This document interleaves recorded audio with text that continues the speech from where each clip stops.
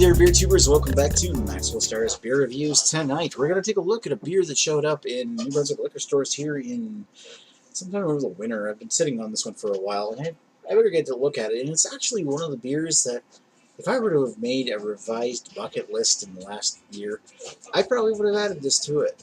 It's one of the New Brunswick liquor stores brought in, and as soon as I saw it, I was like, yes!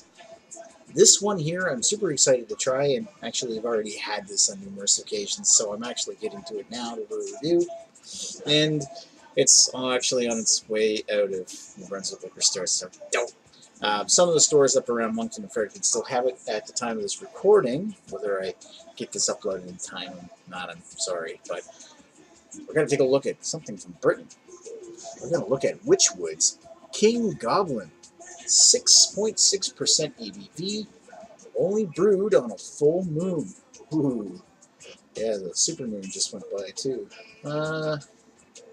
Extraordinary beer. It says, only ever brewed under a full lunar moon with crystal malts and sovereign hops for a rich, smooth, sublimely satisfying taste of pure beer and indulgence.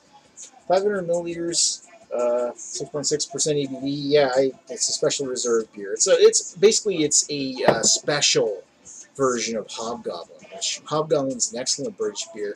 I've had a number of beers from Wychwood before, and honestly, I'm excited to try this one because this is a really special one.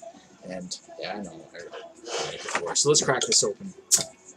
Yeah, I think I've had this sitting around for like 6 months now. I think it was the winter time that this actually showed up here.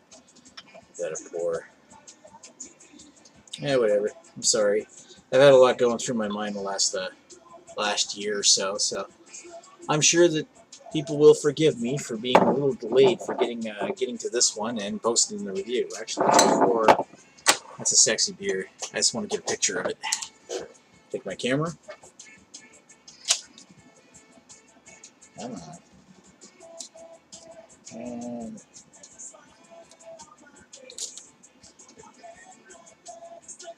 ooh, that's too bright. It's just sick here.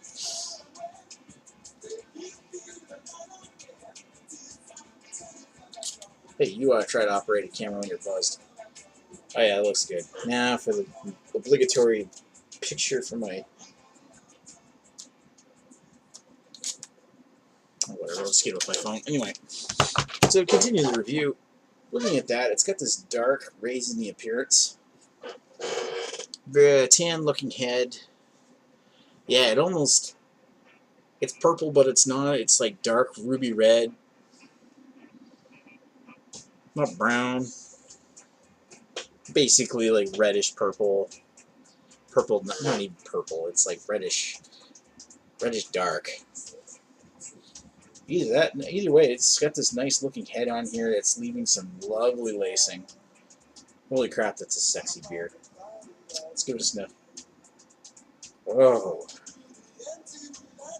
And you get that British hop smell, that like, they say they used sovereigns, but the one when it comes to Britain, I usually identify like East Kent Goldings or Fuggles or something. And you get that copper coin kind of smell. Smell like a Kentish hop.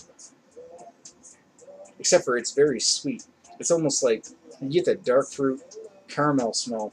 Maybe a hint of chocolate, and it's almost like cherries. Black cherry, or maybe not black cherry, but like a red cherry. Cherry chocolate. Mmm. Oh.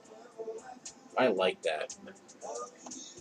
I mean, if I could have a car air freshener that smelled like this, I would have it in my car. Maybe not one that would, let's say if I get pulled over the cops, smelled like alcohol, but it smelled like this beer, the malt content in this one, I'd be in heaven. This is a fucking amazing smelling beer. Oh, let's put it down the hatch. Cheers.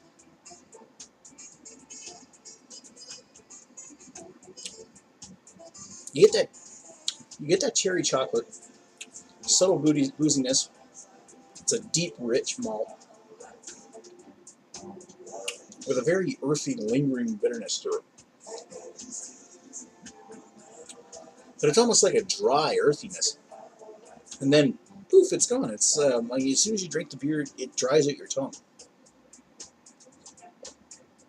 and it leaves this dusty cocoa kind of taste that lingers around the surrounding of your mouth.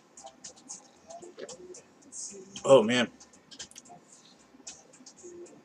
And I was kind of worried that the age might take something away from this beer, and it clearly hasn't. If anything, it's smoothed out the sweetness. I mean, it's still a relatively sweet beer. It's not super sweet, but it is beautiful. Wow. I hope it really does come back here, because, I mean, when it first came out, I had, like, 1 or 2 or something. And then I went back and bought an entire, like, 4 or 5 bottles and stuff. And I've been just sitting on them, and as soon as I ran out, I went and bought more.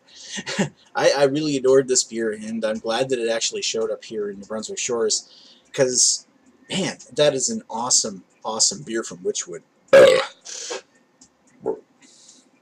As much as I upsell the beer, I don't know if I can, like, blow on it so hard that it gets like a 4 or 5 or anything. It's not that great. It's not like Chimay or anything. But as far as British bitters go, if somebody was to ask me what do I really want out of a British beer, that or like Fuller's ESB, or this really reminds me of something along the lines of like Fuller's 18.